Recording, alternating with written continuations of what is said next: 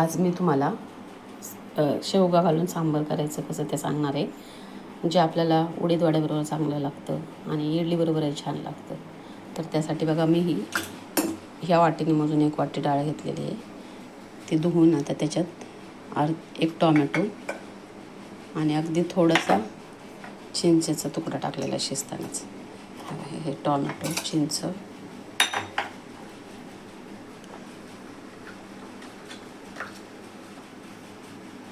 हळद,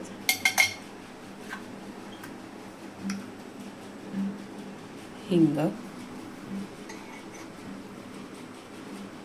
मीठ आणि थोडं तेल टाकायचं म्हणजे उतू जाणार नाही डाळ. कुकरला 4 शिट्ट्या करून घ्यायच्या. 3 शिट्ट्या मोठ्या गॅसवर आणि 1 शिट्टी बारीक गॅसवर.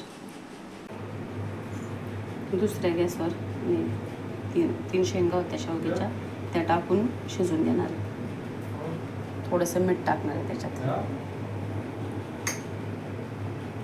आणि थोडा शिजून घेणार आहे. कुकरला लावले की ते जास्त शिजतात म्हणून थोड्याशा वाफवून घ्यायच्या बाजूला. हा मी आता डाळ शिजून घेतली आणि ती रवीने चांगली हाटून घेतलेली. हा शेवगा शिजवलेला. आता आपण सांबार करूयात. तेल तापायला ठेवले, तेल तापले. मोहरी, जिरे,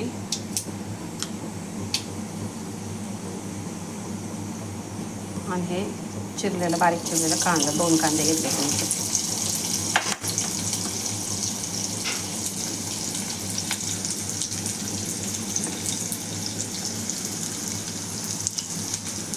परतून घ्यायचं. डाळीतच मी टोमॅटो टाकले, त्यामुळे आता ह्याच्यात काय टोमॅटो टाकायचं नाही. डाळ शिजतानाच टोमॅटो टाकले.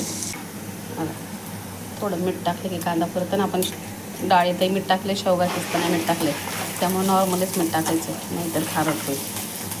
कांदा आता 5-1 मिनटं तळून झाला आहे, चांगला लाल होत झाला आहे. थोडं आलं लसूणची पेस्ट टाकायची, परतून घ्यायचं.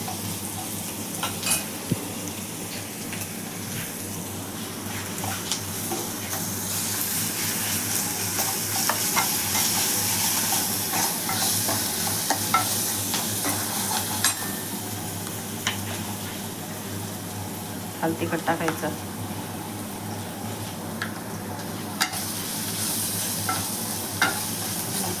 मोठा 1 चमचा टाकलेला आहे, छोटे 1.5 चमचे टाकलेला आहे. थोडा मसाला चिकटायला लागलाय. मसाला थोडा चिकटायला लागला, थोडंसं पाणी टाकते म्हणजे खाली चिकटणार, म्हणजे परत पाहिजे टाकला.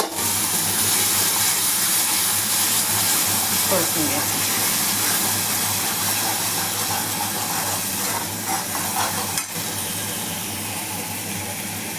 परत आलं की सांबार मसाला टाकायचा.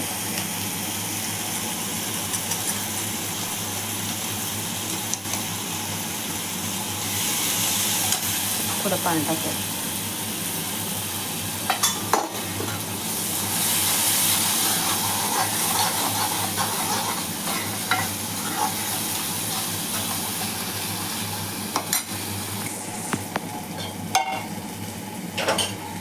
डाळ टाकू.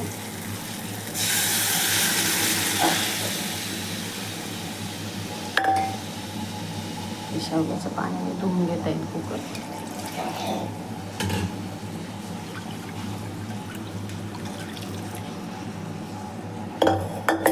शेवगा पण टाकू. शेवग्याच्या वासाने सांबार छान लागतं.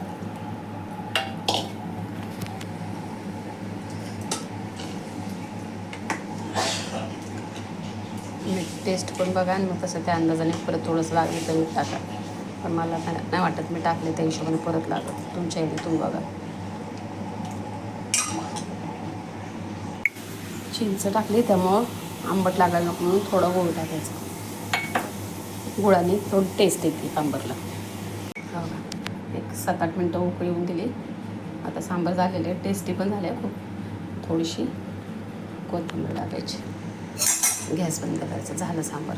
तुम्ही इडलीबरोबर, डोश्याबरोबर आणि उडीद वड्याबरोबर हे सांबार खाऊ शकता. छान लागतं.